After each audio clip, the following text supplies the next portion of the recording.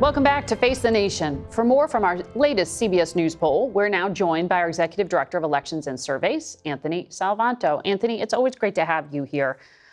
It's the time of year where Americans go out and they spend a whole lot of money because they're getting ready for the holidays. So how are people feeling about the economy? The story of the economy is a story about prices, as it has been for years. And people say prices are still high, not going down. In fact, many say they're still going up. And it's a reminder that even as we talk about inflation and the macro inflation rate of change numbers, this is people walking down the aisle in the grocery store and saying that's expensive or that's not. And as simple as that is what you pick up in a poll. Now, the other part of this is about expectations, which is at the start of this year, people told us that they thought the economy was going to get better, that prices were going to come down. So you see this sort of realization here that it is not. That's number two. But the other part of this is, as it comes back to those numbers you mentioned for the president and his ratings for all of this.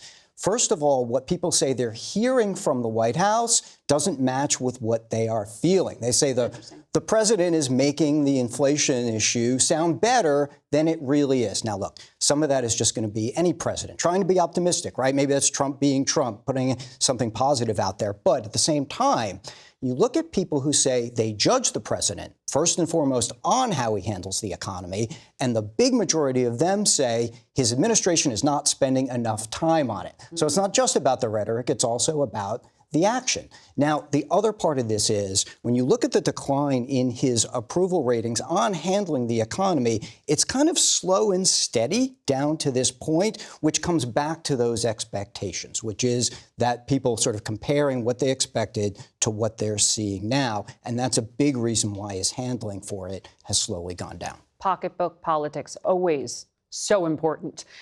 The other big policy for this president has been immigration.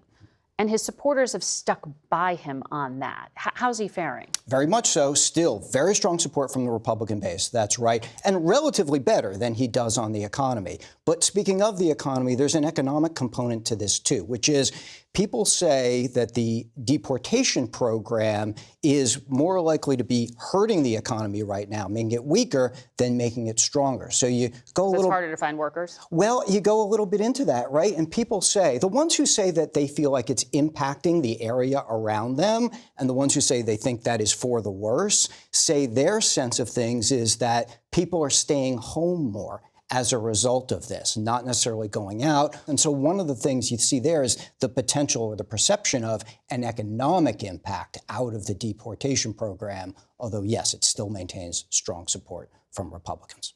Different topic, but related.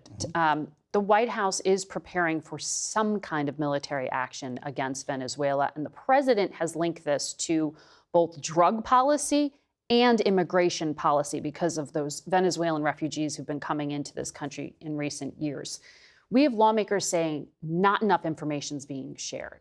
Does the public think they know what's happening? The public is echoing exactly that sentiment, right? You get this big majority that says the administration has not yet explained what the U.S. position is, what is going on there. But then on the other side of that, that it needs to. And even across the board, Republicans, Democrats, independents, all saying that it needs to. Now, the reason then that you see, as we see, this big number that say they would oppose military action in Venezuela is that that connection hasn't been made, right? So people don't feel like they know what's going on. So you see that opposition, at least in general. The other part is you compare that to relatively larger approval for the idea of, or the attacks on, boats and ships that the administration says are carrying drugs. That gets a little higher approval, but at the same time, you still see people saying the administration should show evidence that there are drugs on that boat. So it comes back to that idea of people wanting to know more. Bring the public along with you in the decisions you're making. You also have been looking at the president's base, MAGA. How are they feeling, and how does this idea of intervention, some kind of action overseas, settle with them? Because the president had promised America first, focus at home. Right now, with regard to Venezuela, you see the MAGA Republicans, so identify as MAGA Republicans, even more supportive than non-MAGA Republicans at the idea. Why is that? Number one, they do see it as tied to drugs. They're more likely to say, if we were to go in there, that it might stop the flow of drugs into the U.S. So they're listening to what the president is arguing, number one. Number two, for context, we have often seen MAGA Republicans more deferential to the president across a range of issues, including foreign policy ones. It was, say, on the Iran strikes, as well as others. And what we see is when they say America first, what they're saying is look out for U.S. interests, number one, not necessarily be entirely isolationist, but that deference to the president among the MAGA base has been something consistent throughout this. It is still very much about him and his connection to that MAGA base. Anthony Salvanto, great insights. Thank you. Thanks. We'll be right back. We go now to Republican Senator Rand Paul, who joins us from Bowling Green, Kentucky. Welcome back to the program, Senator. A lot to get to, but on this concern about political violence or angry rhetoric, I know the president himself has survived these 2 attempts on his life. You've talked to us about those risks to him. And then we had this killing of Charlie Kirk just a few months ago. Is the president holding himself to the same standard that he is asking of others when it comes to dialing back dangerous rhetoric? You know, everybody knows that the president is famous for his unfiltered social media. But if you take at face value the idea that calling your opponents traitors and then specifically saying that it warrants the death penalty is reckless, inappropriate, irresponsible. There are a number of other ways to describe it, but it's not something that is helping the country heal wounds. I think it stirs things up, and really, I think we can do better. Well, on the Homeland Security front, I understand you are chair of that committee, and so you have some insight into some of these domestic threats. It's not just these Democratic lawmakers. We saw out in the state of Indiana, 4 Republican state senators were targeted by swatting threats amid President Trump's public pressure on them to redistrict their state. Just a few weeks ago, we did see one of the convicted January 6 rioters, who was then pardoned by President Trump, arrested for threatening to kill minority leader Hakeem Jeffries. I mean, are we at the point here where it's not just unfiltered social media posts, but truly dangerous rhetoric? Well, you know, I've been on the receiving side of this. Even my father, who's been retired for some time, has been on the receiving end of swatting. Police are called, says there's an emergency in the home, and the goal is to, you know, have someone draw a gun and be killed as the police come in, supposedly to rescue someone who's not really in need of being rescued. So I think both sides have been doing this, and I think the language on treason and traitors, both to Republicans and Democrats, is, as I said, reckless, inappropriate, irresponsible. Do you think so one of the other developments we've seen just over the weekend is that Representative Marjorie Taylor Greene, Republican from Georgia, just a staunch supporter for so long of the president, has said she is going to step away because she's paid such a public price for some of her positions. Do you think there is room in your party for disagreeing with President Trump? I think it's important that we have independent voices. So I'm sad to see her voice go away or potentially go away. I think that she brought up something in the last week or so that was very important. What is the Republican plan for health care? So I've engaged the president on this, and I'm putting forward my own plan. But in my plan, what it allows for is people to buy their insurance through a collective, basically to buy their insurance through Costco or Sam's Club or Amazon. And mine is the only plan out there that would actually drive prices down. But that's what an independent voice will help in our country, independent voice within the Republican caucus, not to see things always inside the box, but to think of some out-of-the-box solutions. So I think independent voices are important in the Republican Party.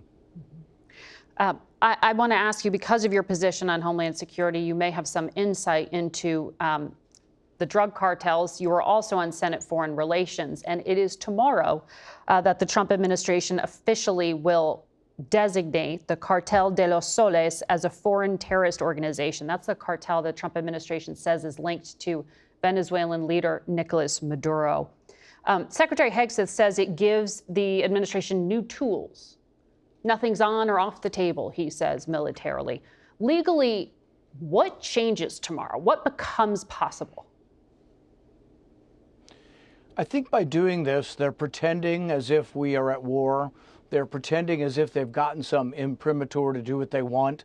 When you have war, the rules of engagement are lessened. So, for example, we normally don't shoot boats that we suspect of being drug dealers. In fact, if the Coast Guard tomorrow started shooting all vessels that are off of Miami or off of San Diego, about 1 in 4 of the vessels that they normally board doesn't have drugs. So it actually would be unlawful if the Coast Guard started blowing up boats. But for some reason, they say, oh, we're at war off the coast of Venezuela. And so it's a different rule of engagement. It's one of war. But, you know, Senator Kaine and I brought this up.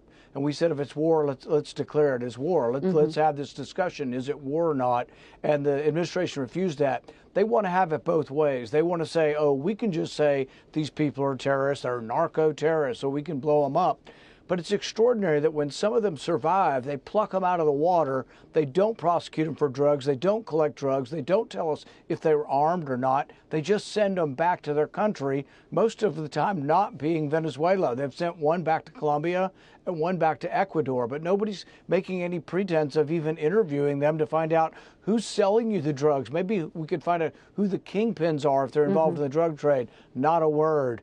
And I've been given zero, not one briefing, because I'm skeptical of what they're doing. They don't brief me or the General Senate at all. A few hand-selected people may have gotten a briefing, but I have not been invited to any briefings on Venezuela. Well, that's fairly unusual given your Homeland Security role, and that the premise for some of this action has to do with both immigration and drug policy, according to the president. I know the DEA administrator recently spoke to our Nicole Skanga and told her that they have seen between a 30 to 45% increase in cocaine prices per kilogram due to these DOD boat strikes and a shift towards land routes for delivery of those drugs. In other words, there's still demand for the drugs, and the cartels are just finding different routes to deliver them. Have you seen any evidence that the president's actions to date are winning a drug war? You know, I think we should be trying to work on the demand side, treating it as a health problem, as an addiction problem in our country, and trying to lessen the demand. And that is part of the overall solution. The war on drugs, though, to capture all the people selling drugs, the price goes up and more people are attracted to it. You know, a couple of the people that have been identified as being on these boats are simply down on their luck people with no prospects who are offered $500 to get on a boat and race across the ocean. And so there always will be those people. There's probably a limitless number of those people in South America. There's been some benefit when we've cooperated with countries and with governments, but that's not what this is. And I fear that this is not going to do anything for the drug trade, but it is really going against the rule of law in the way in which we interact with people on the high seas, and it has no precedent. I've seen you quoted as saying there are people in the administration who have wanted to go to war in Venezuela for some time. Who are you talking about? I think it's clear that Senator Rubio, as a senator, was very much an advocate of regime change. This was at odds, really, with President Trump. And so when he was picked, a lot of people who had been supportive of President Trump were, oh, my goodness, they're picking someone much more hawkish and much more eager to be involved and to intervene in other countries.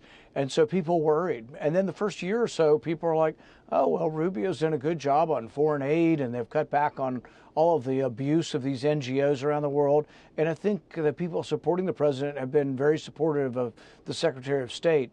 But I think once there's an invasion of Venezuela, or if they decide to re-up the subsidies and the gifts to Ukraine, I think you'll see a splintering and a fracturing of the movement that has supported the president, because I think a lot of people, including myself, were attracted to the president because of his reticence to get us involved in foreign war. Well, to date, they say nothing on or off the table, no specifics. We'll continue to track all the reporting on that. Senator Rand Paul, thank you for your time today. We'll be back in a moment. We're joined now by the Ukrainian ambassador to the United States, Olga Stefanishyna. Welcome to Face the Nation. Welcome, Margaret. Hello. I understand this is a very intense week for your country for a number of reasons, including the diplomacy that's happening right now as we sit here in Geneva. Your president said Ukraine faces a choice between losing its dignity or losing a key ally, the United States. What has been agreed to at this point? Well, as it is known, the consultations are still ongoing between Ukraine and the American officials. This is Secretary of State Rubio and also Secretary of Army Driscoll, who arrived a little bit earlier. These consultations are still continue on the basis of the proposal of the American side on 28-point peace plan, as it's been called here. European allies are also present in Geneva these days to work hand in hand with the Ukrainian delegation, but also with the American delegation to discuss the proposals on our and on their side. So the consultations are still ongoing, but there has been a number of points which have been already widely discussed in public. Are you aware of Russia making any concessions at this point? Well, it is not seen this way from the proposal which is on the table.